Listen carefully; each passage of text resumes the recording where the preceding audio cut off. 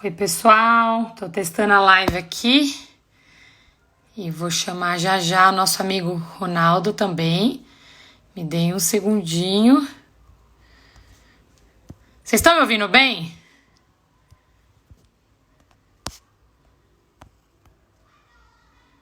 Opa.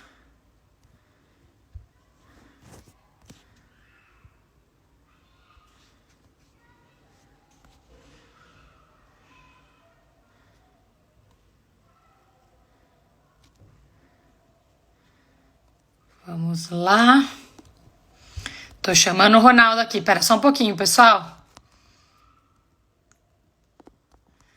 Vamos falar de tecnologia.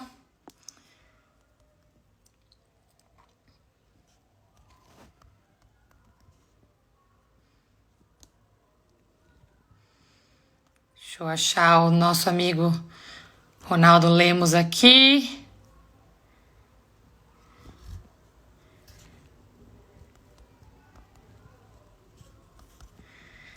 Oi, Ronaldo, tô te vendo aqui, tô procurando o Expresso Futuro aqui.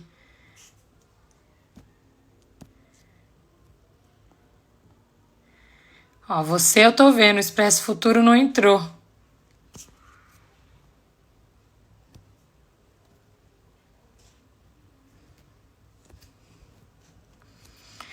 Vamos lá, pessoal, me dá um segundinho aqui.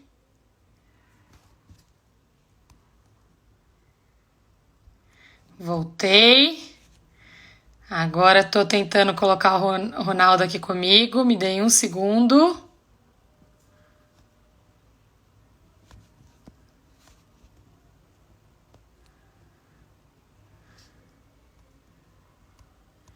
Vamos lá. Agora foi.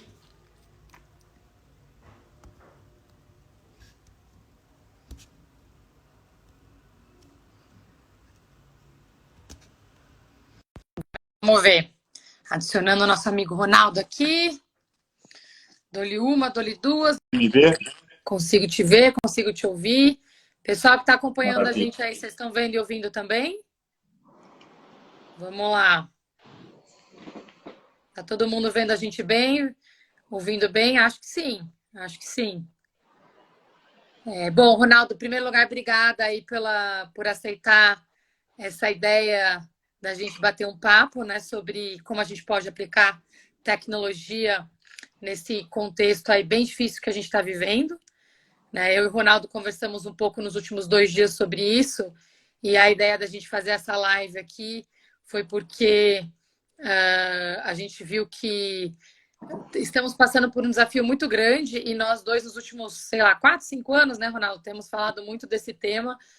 A gente teve a chance de fazer algumas parcerias bem legais. Uma foi exatamente fazer o plano de internet das coisas, né, no BNDES, e em parceria com o Ministério da Ciência e Tecnologia, no Agora também, algumas coisas de GovTech. Então, tem bastante coisa aí que eu acho que a gente pode compartilhar. Mas agora, a gente nunca imaginou que a gente fosse viver um momento como a gente está vivendo hoje, né? Então, acho que isso é uma coisa que pegou todo mundo de surpresa. Acho que ninguém imaginou que ia viver o que a gente está vivendo agora. Acho que pouca gente sabe. As pessoas sabem que Ronaldo toca o Expresso Futuro, várias outras coisas. E eu estou hoje no governo tocando a Secretaria de Desenvolvimento Econômico, Ciência e Tecnologia. Mas, para a gente começar aqui, enquanto o pessoal está se conectando, eu pensei em a gente fazer 3 coisas, Ronaldo, só para aquecer aqui. Primeira, contar um pouco qual que é o objetivo da live. Depois você contar um pouquinho de você aí, do seu histórico. Eu conto um pouquinho sobre mim também, porque que eu sou tão apaixonada por tecnologia aplicada em gestão pública, especialmente na saúde. E depois, pessoal, a ideia é ser uma live bem interativa. Então, a ideia é pegar aí perguntas, comentários de vocês, para a gente bater um papo, né, realmente interativo. Então, posso até começar, Ronaldo. Bom, o que motivou fazer essa live foi que, mais do que nunca, a gente percebeu que a tecnologia é fundamental para a gente sair dessa crise horrível que o mundo inteiro está vivendo com a pandemia do coronavírus. Então, a ideia era a gente bater um papo sobre como a tecnologia pode ser aplicada na prática para a gente lidar com essa pandemia e, em geral, em GovTech. E tem algumas dúvidas específicas que eu vi que tem muita gente fazendo muita confusão, que eu achei importante a gente começar a conversar sobre isso. Uma dúvida é Uhum. sobre todo o tema de isolamento social, o que, que é, o que, que não é, quais dados que existem, e também sobre proteção de dados, né? E o Ronaldo estava me contando, nossos caminhos sempre se cruzam, né, várias vezes aí, e ele estava me contando que apoiou algumas operadoras a definirem que tipo de dado pode ser compartilhado, qual que não pode. Então, achei super importante a gente bater esse papo aí com vocês. Então, essa ideia é falar sobre como a gente pode aplicar tecnologia, em especial nessa crise horrível que a gente está vivendo. Falar um pouco especificamente sobre isolamento social e proteção de dados. Não sei, Ronaldo, se tem alguma coisa a acrescentar aí sobre o tema da live. E depois, se Legal, quiser Paty. contar um Não, acho pouquinho que é de isso você. mesmo. E agradecer desde já a presença de tanta gente legal que está aqui. O Leandro Machado, o André Barrense está aqui conosco, a Vera Roncati está aqui, Duda Bezerra, Kleber, Gabi Mota. Pô, tem muita gente legal. Hoje é domingo de Páscoa e a galera está aqui nos ouvindo, então a gente tem que agradecer isso muito, tá, Paty? E legal a gente bater esse papo aqui. Muito bom. É isso aí. Conta um pouquinho de você, vai, para o pessoal saber um pouquinho da sua história e como a gente se encaixa aí um pouco nessa guerra que a gente está vivendo, né? Legal. Bom, para quem não me conhece, né, eu sou advogado e a minha especialização sempre foi em tecnologia e eu participei de muitas questões de políticas públicas no Brasil, então da construção do Marco Civil da Internet, junto com você, né, Paty, da Nacional de Internet das Coisas e, mais recentemente, da construção da Lei Geral de Proteção de Dados.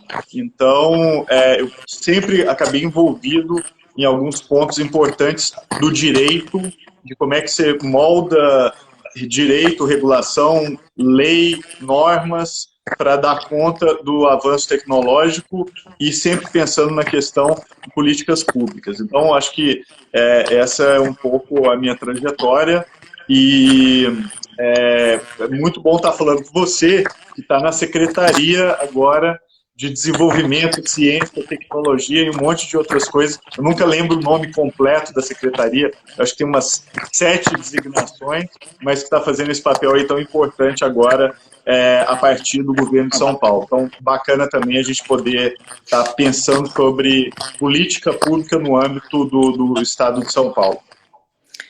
É isso aí. Bom, primeiro eu queria pedir um favor aí, pessoal. Como a gente está na live aqui, eu não quero ficar me desconcentrando. Quem quiser compartilhar aí que a gente está começando, compartilhem para a gente avisar o pessoal que a gente começou, tá? Sobre mim, acho que quem me conhece, eu estou secretária de Desenvolvimento Econômico, Ciência e Tecnologia, trabalho em empreendedorismo. Tá vendo? Não dá para saber. Agora, essa questão da tecnologia aplicada na saúde foi um tema que eu foquei muito nos últimos 5 anos. E tem alguns motivos, né? O primeiro tem a ver com a minha família, né? Eu vi como as pessoas que não tiveram oportunidade sofrem muito para ter acesso ao sistema de saúde.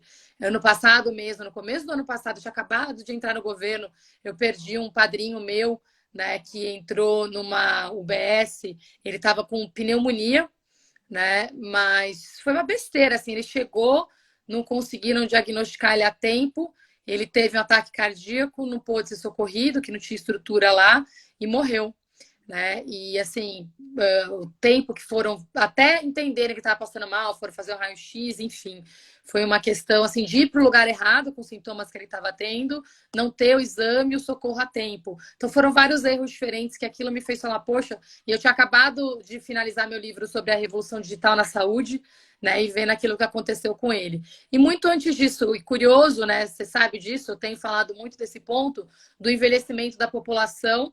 E como eu sempre falei uma frase que assustava muitas pessoas, né? Que eu falo que o Brasil envelheceu como a Suécia, né, envelhece como a Suécia, morre como a África do Sul e mata como a Síria.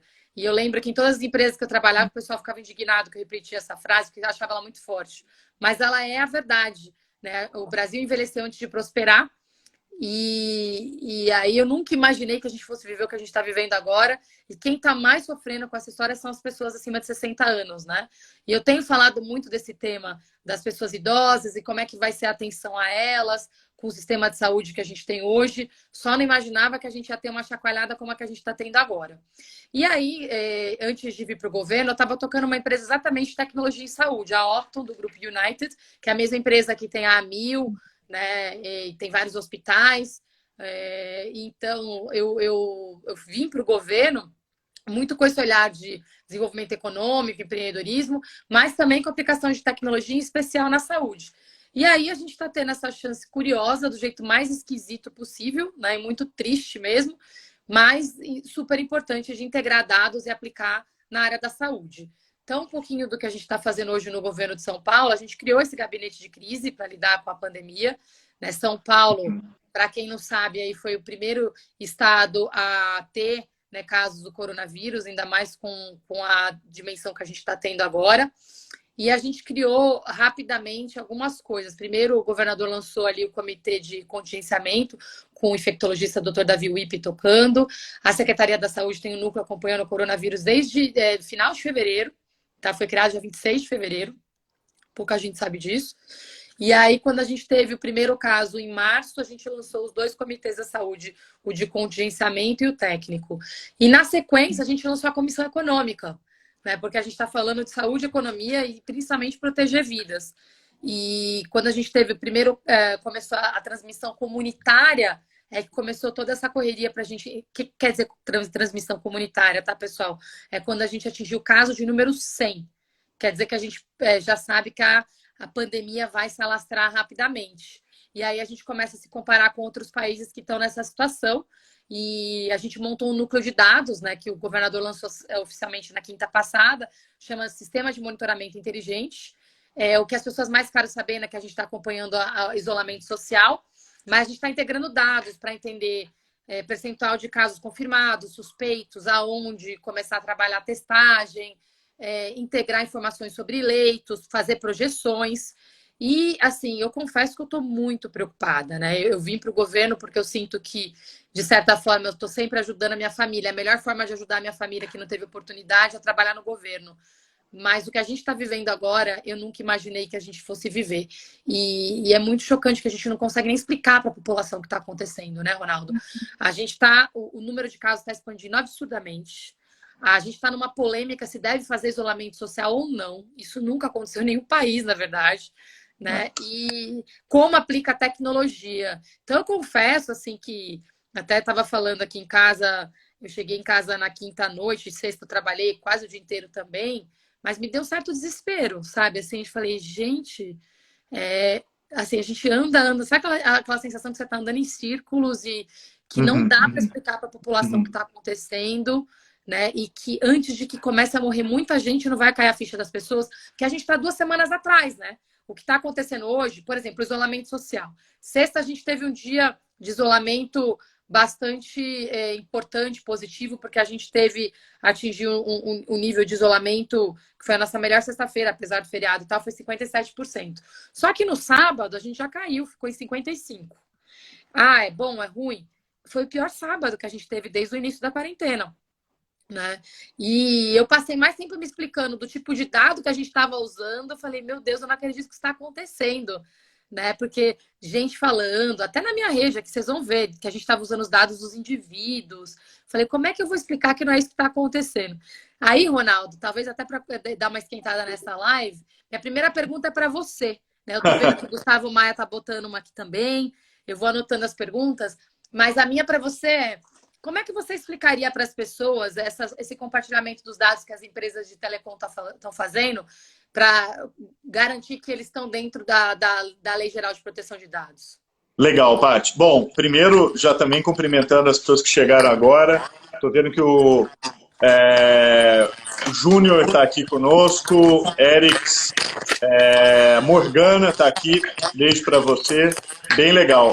E Paty, eu acho que o seu volume aí está um pouquinho alto, se você puder abaixar só um pouquinho, porque está dando um pouquinho de feedback, já desapareceu. Agora ficou ótimo, está profissional. Bom, obrigada. Mas é o seguinte, o que acontece?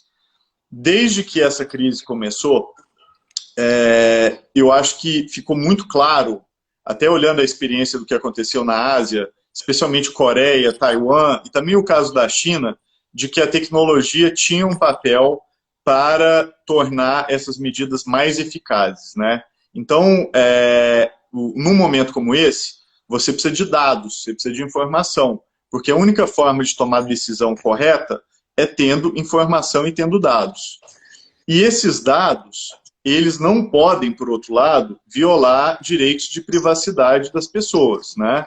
Então, nesse sentido, o Brasil foi muito feliz de ter a Lei Geral de Proteção de Dados, a LGPD, que foi aprovada em 2018 e que estabelece lá todos os mecanismos de proteção de dados que devem ser seguidos, e uma vez seguidos, você pode fazer a análise, o processamento e o tratamento dos dados. Então, é uma lei de alto nível, né, uma lei que está na mesma sintonia, o mesmo patamar de proteção que a Europa, que é o país que mais protege dados no mundo, e nesse sentido, eu acho que a gente tem uma boa lei para ajudar a tomada de decisão nesse momento. E a LGPD, ela dá as diretrizes do que pode ser feito. Então, por exemplo, a questão do uso de dados por parte do governo federal e por parte do governo do Estado de São Paulo, né? O ministro da Ciência e Tecnologia, Marcos Pontes, anunciou há algum tempo, já tem 2 semanas mais ou menos, de que iria usar dados das teles agregados e anonimizados para medir o isolamento social. E agora, há pouco tempo, o Estado de São Paulo também fez a mesma coisa e está usando dados agregados e anonimizados das teles para medir o isolamento social. Aí o cidadão pode se perguntar, mas espera aí, isso aí está pegando o meu dado, está olhando para mim como indivíduo? E a resposta é não, porque o dado que está sendo usado é um dado de índice, é um dado agregado e anonimizado. E lembrando, pela Lei Geral de Proteção de Dados, dado anônimo não é dado pessoal. Então a gente tem que lembrar disso. O dado anonimizado, ele não cai ali no guarda-chuva da lei. Se ele é anonimizado mesmo, se ele não pode ser desanonimizado e assim por diante, ele não é considerado dado pessoal. E a segunda coisa é que o que está sendo usado aqui são dados que a gente chama de agregados, né? Então, não interessa aqui o indivíduo, não interessa quem é a pessoa, o que ela está fazendo, mas interessa o conjunto populacional para se entender se uma determinada cidade, por exemplo, está com um padrão de deslocamento no agregado, né, sem olhar para o indivíduo, mas olhando para a floresta, vamos dizer assim, que faz com que você consiga medir se as pessoas estão em casa ou se elas estão na rua. Então, esse dado ele é muito importante. Outros países usaram medidas ainda mais arrojadas, né? Esse é o nível mais básico, né? Mais elementar, né? Porque trata de dado anonimizado e agregado, mas ao mesmo tempo essa informação ela é muito útil porque ela ajuda a guiar as pessoas na quarentena. E por que ela é útil? Né? Por que é útil medir o índice de quarentena?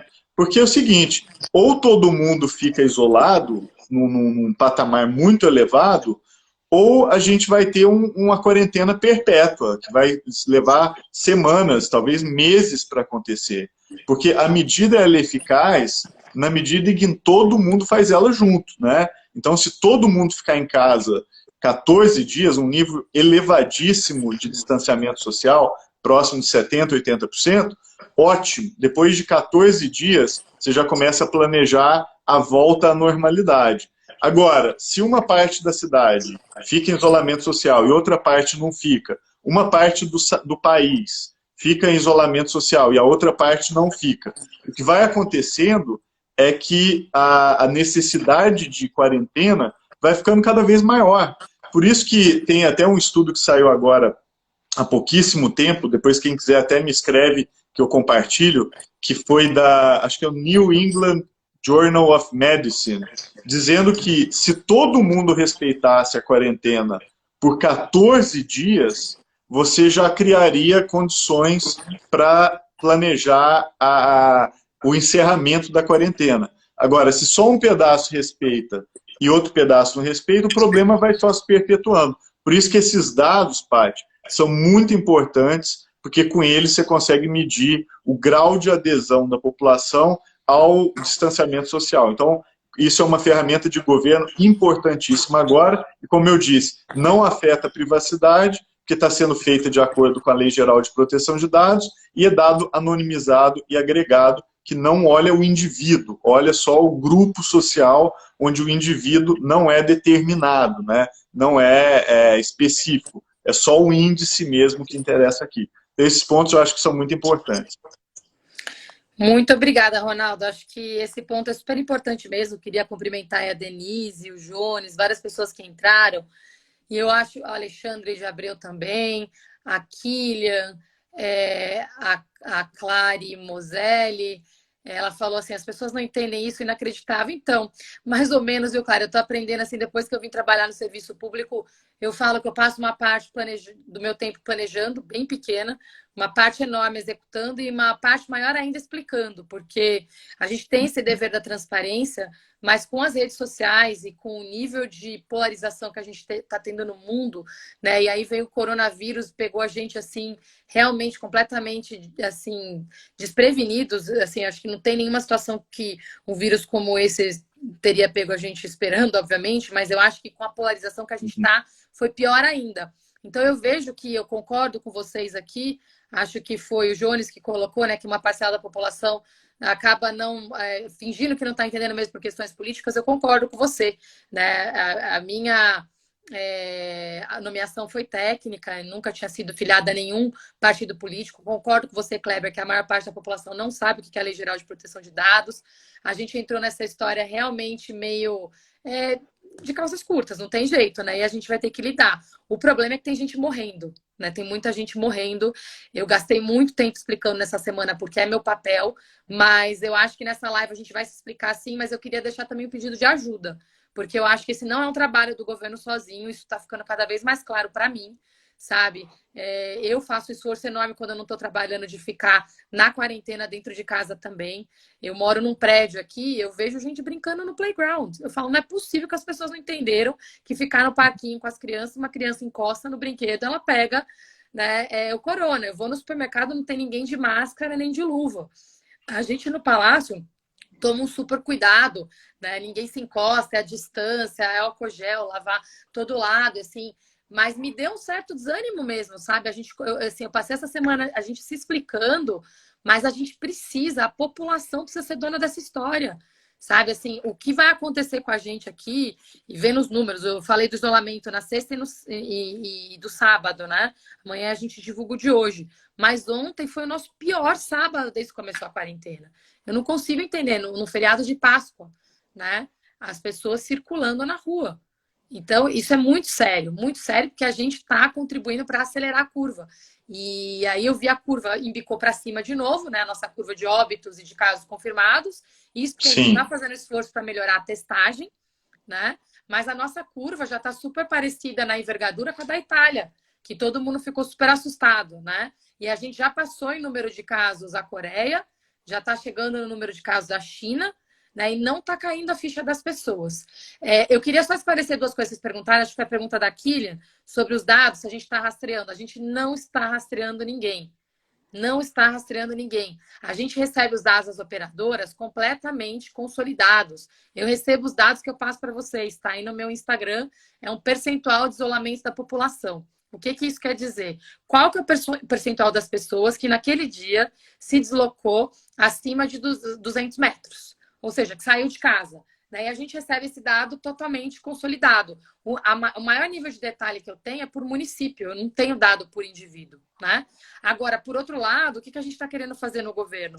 A gente está, sim, mapeando os dados de casos suspeitos e confirmados para que a população tenha acesso a isso. E aí eu falo, como cidadã, eu gostaria de ter acesso à informação para saber em quais regiões do estado, e de preferência até na minha cidade, a gente tem o percentual de casos maior, para a gente saber onde a gente pode ir, onde não pode ir, né?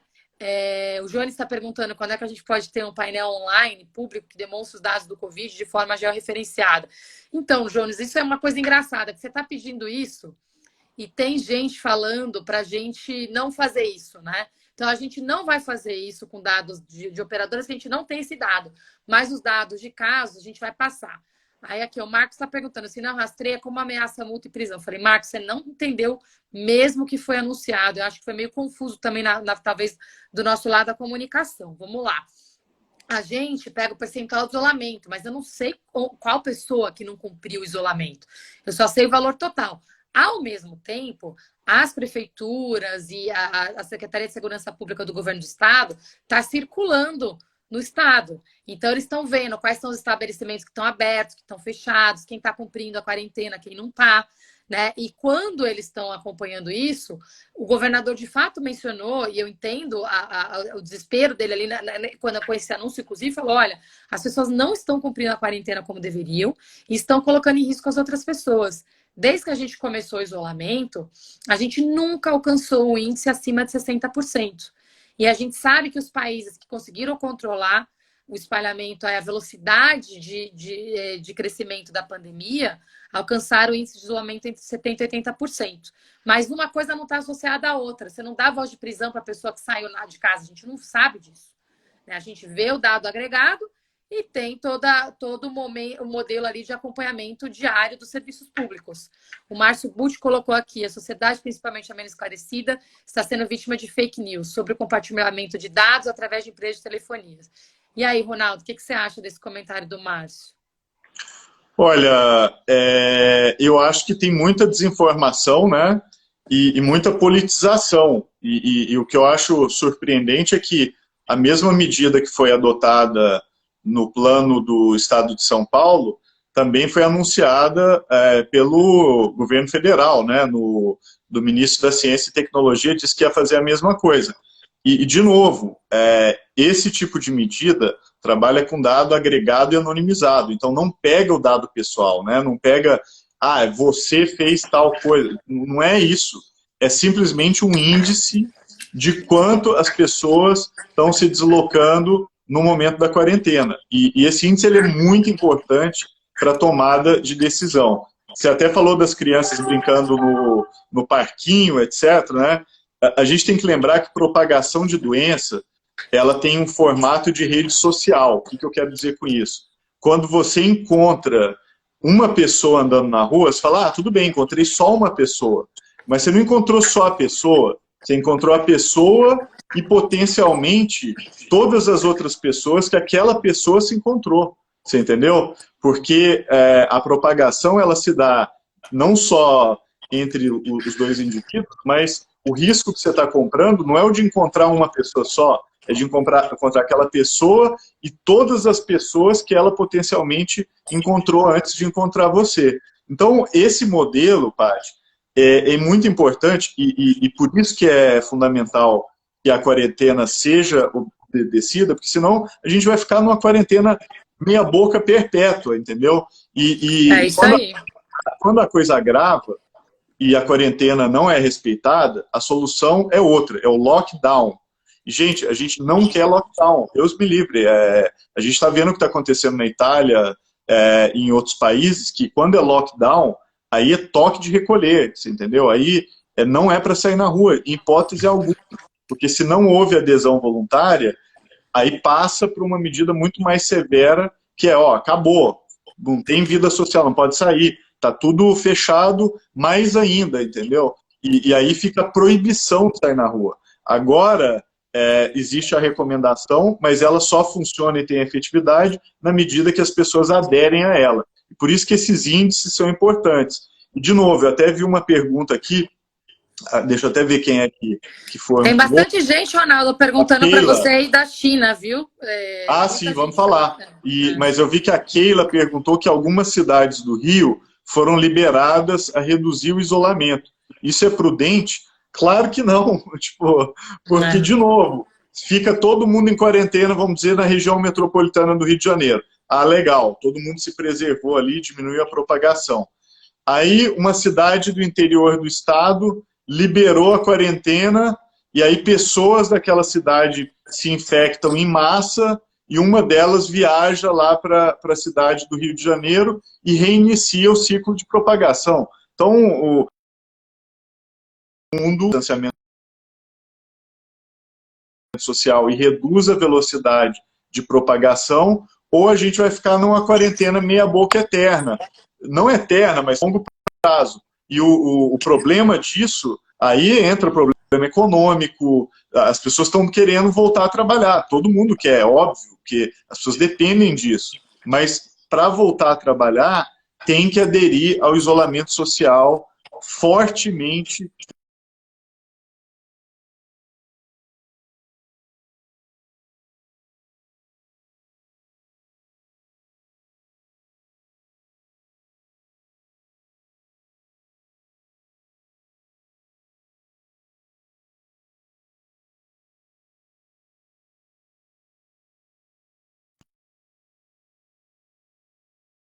Não tô, agora voltou. Mas é isso, Paty, esse que é o ponto. É isso mesmo. E eu estava ouvindo vocês, acho que eu falei um pouquinho aqui, né? Parou, Tem mas muita voltou. gente que perguntou aqui para você sobre a questão da China, né? Da tua experiência na China e se você acha. Bom, primeiro teve algumas perguntas ali, qual que é o país referência para você sobre a aplicação de tecnologia, sobre a questão do Uhum. controle do Covid e também sobre qual que é, quais foram as medidas da China para controle do coronavírus. Tá. Bom, importante. A Ásia em si, China, Taiwan, Coreia, Singapura, foram muito bem sucedidas ali na resposta à Covid. Todo o país errou, né? A China errou, teve o problema lá de ocultar dados no início, na província de Wuhan, isso foi muito ruim, mas uma vez que a ficha caiu, né, que o início foi ali, não dava nem para saber direito o que estava acontecendo, erraram muito ali no começo, mas a hora que a ficha caiu, a China tomou as medidas ali para gerar o distanciamento social. E essas medidas foram muito fortes, né? Usaram a tecnologia para isso, usaram dados, usaram um aplicativo que para você se deslocar, você tinha que ficar lendo um código QR para entrar no metrô e assim por diante. A Coreia começou a testar as pessoas em massa, Singapura fez o mesmo, Singapura inclusive fez uma coisa que do ponto de vista de privacidade é pesada, que é publicar o nome de quem estava com a doença, né? Falar assim, ó, encontrou com esse fulano aqui, vai para o médico, fica de quarentena, porque você tem o risco. Então, Singapura ainda foi radical, assim, e depois até repensou essa política, porque estava drástica demais. Mas o fato é o seguinte, deu certo, e China, Coreia, Singapura, Taiwan já estão na fase de liberação, né? Já superaram ali aquela primeira onda e agora estão retomando, já os trens já estão circulando em Wuhan e assim por diante. E até engraçado, mas também teve um ponto importante que é o seguinte, houve adesão das pessoas. Então, independente do governo de cada um desses países, do governo da China, do governo da Coreia, do governo de Singapura, as pessoas aderiram a essa questão, né? E ficaram em casa. Então, respeitaram o distanciamento social à risca. É até engraçado. Eu tenho uma professora de chinês que mora na cidade de Nova York, com quem eu fiz aula enquanto estava lá dando aula na Universidade de Colômbia, e eu falei com ela por Skype para perguntar se estava tudo bem, etc. E ela me falou uma frase que eu achei interessante. Ela falou assim, poxa, aqui em Nova York o governo mandou as pessoas ficarem em casa e ninguém está ficando em casa. Não entendo isso. Na China o governo mandou as pessoas ficarem em casa, todo mundo ficou em casa. Por que as pessoas não estão fazendo isso aqui em Nova York? E isso ela me falou há 4 semanas atrás. O preço que Nova York está pagando dessa, vamos dizer, de ter ignorado essa recomendação, está acontecendo agora, né? A gente viu as imagens de covas coletivas sendo cavadas, Horrível. 89 caminhões frigoríficos levados para a cidade para dar conta da quantidade de corpos, as ruas de Nova York agora completamente vazias, porque quando as pessoas começam a morrer, a ficha cai, né? Infelizmente. E então foi interessante ouvir isso. Então é interessante, o modelo de sociedade asiático acabou tendo uma resposta mais eficaz para isso que está acontecendo do que o nosso modelo aqui ocidental. E isso eu estou falando independente do regime de governo, tá? Então eu estou falando de China e estou falando de Coreia ao mesmo tempo. Mas ambas as sociedades, independente das medidas que o governo tomou, aderiram em massa ao distanciamento social. Até porque as sociedades asiáticas são mais coletivistas do que as sociedades ocidentais, a gente é mais individualista. Então, lá as pessoas ficaram em casa não só para se proteger a si mesmas, mas para proteger o coletivo, para proteger o outro. E foi um distanciamento social pesado, a pessoa ficou em casa mesmo. E aí o resultado disso é que a recuperação também foi muito mais rápida. É verdade. Bom, gente, obrigada aí por todo mundo que entrou, Suemi, a Denise Eloy. A Denise falou uma questão de subnotificação, que é um drama, Denise, que eu estava descobrindo aqui, que não é só nosso, no mundo inteiro, que quando a velocidade da pandemia assim, se expande, o peso no sistema para a parte de testagem é enorme. A gente está lidando com isso agora, a gente tem até um novo líder, o Dimas, né, Covas, do Butantan, está tocando toda essa parte de testagem. Agora eu vi ali um outro comentário do Marcos sobre essa questão dos dados, e aí do outro lado um pouco de um outro comentário, como é que a gente pode usar mais dados, né?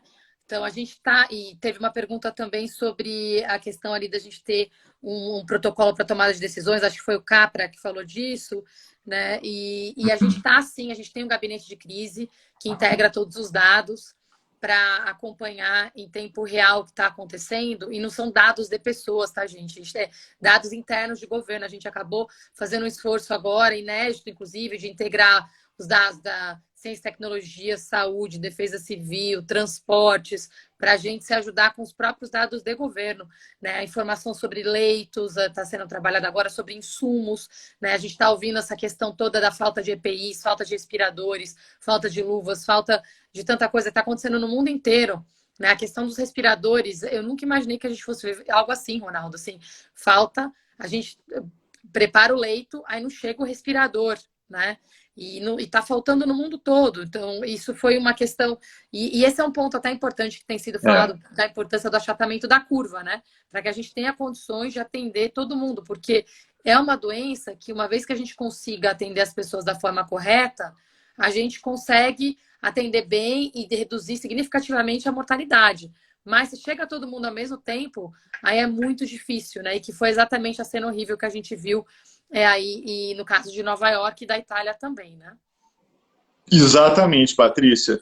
E o que eu tenho receio no Brasil é que, se o distanciamento social não for para frente, com adesão maior, né, que o índice está baixo, a gente possa ter situações semelhantes.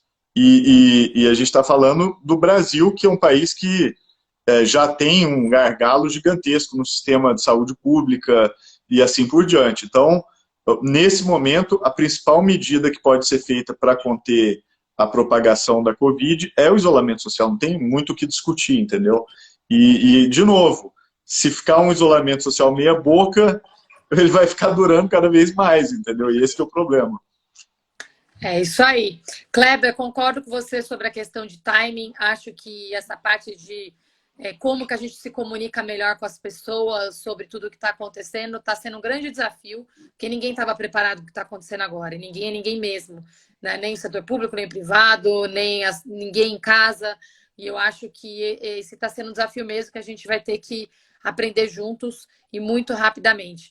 Lilian, você está falando da questão da Coreia, e aí que é curioso, né? A gente está tendo esse debate enorme aqui por dados consolidados de isolamento, sendo que todo mundo aqui tem uma série de aplicativos que geolocalizam a gente 24/7, em alguns casos até com o celular desligado. E você tem razão, que no caso da Coreia, o Ronaldo até deu exemplo, de Singapura também, mas sim, você tem razão, eles acompanhavam o indivíduo no nome, né? Israel está fazendo a mesma coisa.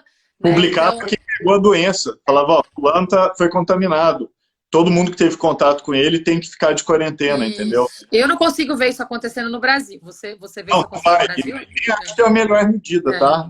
Acho que isso não é o mais eficaz, não. Porque estigmatiza muito a pessoa. Agora, se a situação ficar grave e a gente começar a ter dezenas de milhares de mortes por semana, que é o que pode começar a acontecer, aí nós vamos partir para o lockdown, porque é colapso do sistema funerário, é colapso do sistema hospitalar, entendeu?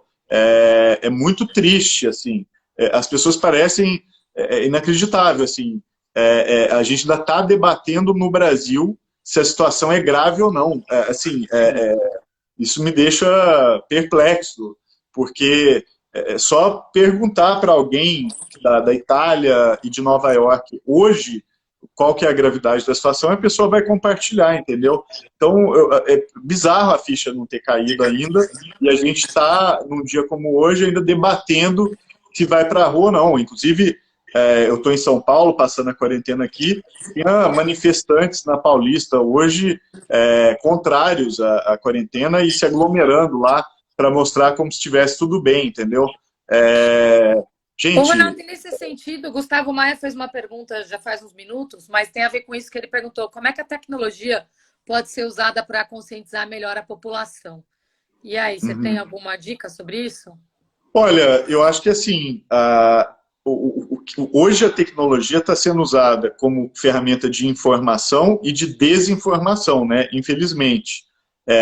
O que eu acho que é radical é que, do mesmo jeito que tem uma busca ali de informar as pessoas, explicar o que é, quais são as medidas preventivas, lave as mãos, use máscara, né? A recomendação agora é usar máscara, e assim por diante, você tem um monte de fantasias, né? Que eu também gostaria que fosse verdade, de que tem remédio que cura, então eu vou tomar hidroxicloroquina e vou ficar bom. Não vai, não vai ficar bom. Saiu estudo hoje, inclusive, feito no Brasil, com um grupo de teste, mostrando que aplicar ou não a cloroquina não tem efeito significativo na melhora.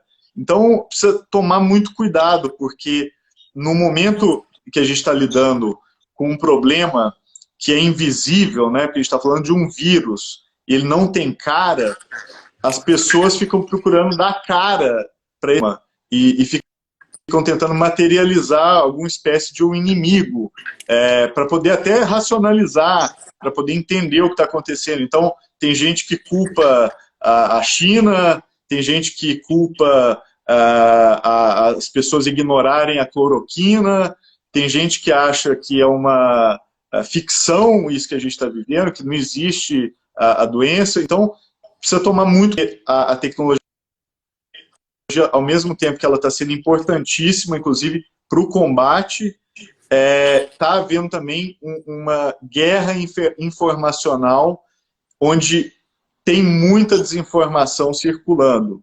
E o problema dessa desinformação é que ela cobra o seu preço em vidas. E é isso que eu acho que é problemático. Não é uma desinformação que você passa para frente e ela é inocente e, na verdade, não vai acontecer nada. Nesse caso específico, é um tipo de desinformação que cobra o seu preço em vidas. E é por isso que precisa tomar muito cuidado. Concordo bastante com você. Teve várias perguntas aqui, o Daniel acho que falou da questão do blockchain para distribuir os recursos para a população. Sem dúvida, isso é super importante, Daniel. Até um exemplo aqui no governo de São Paulo, o secretário Rosselli fez um trabalho bem legal, que é para a merenda dos alunos que estão sem aula. Foi feito o trabalho com uma fintech para o recurso chegar para as famílias, e agora está tendo uma complementação desse recurso, inclusive até com doações do setor privado também, e é um recurso em dinheiro, né, através de uma fintech, que a pessoa baixa um aplicativo no próprio celular e pode escolher depósito em conta ou saque daquele recurso, né? E também no modelo de vale, assim, para gastar direto no supermercado. Mas acho que esse tema do blockchain, também da tecnologia em geral para distribuição dos recursos, é fundamental. A gente viu que em todos os países do mundo que estão no ápice da pandemia, como nós estamos, o trabalho de acolhimento de quem mais precisa, quem não pode ficar tanto tempo sem trabalhar, é fundamental para que esse recurso chegue para as pessoas, e a gente tem atuado bastante nisso no governo de São Paulo, e precisamos muito que o recurso que foi anunciado pelo governo federal chegue rápido para a população também. Teve uma pergunta aqui sobre como a gente pode, o Jones falou, né, se essa crise vai ajudar a ter avanços tecnológicos no serviço público, teve mais um comentário sobre a integração dos dados. Eu concordo que a gente é necessário, assim, eu estou no serviço público há pouco mais de um ano agora, sempre defendi a importância da integração dos dados, acho que a gente teve avanços quânticos aí nas últimas semanas, mas sem dúvida esse é um tema que precisa continuar sendo trabalhado, sim, o mais rápido possível, né? Então, porque senão a gente que fique um legado dessa história toda que a gente está passando, eu acho que a gente tem que dar esse salto tecnológico e também um salto de humanidade, né?